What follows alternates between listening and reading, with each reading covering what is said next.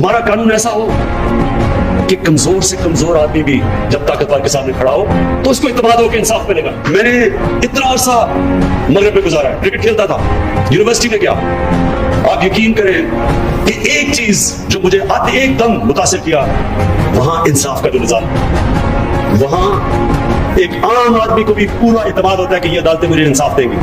جب برطانیہ تباہ ہو رہا تھا سیکنڈ ورلڈ وار میں, ہٹلر کے ہوائی جہاز بمباری کر رہے تھے, لوگ خوف زدہ اپنے پرائم منسٹر سے پوچھتے ہیں کہ کیا ہم بچ جائیں گے, یہ قوم بچ جائے گی؟ اس نے جواب دیا, کیا ہماری عدالتیں انصاف دے رہی ہیں؟ وہ حیران رہ گئے کہ ہم تو پوچھ رہے کہ یہ بمباری سے ہم بچ جائیں گے.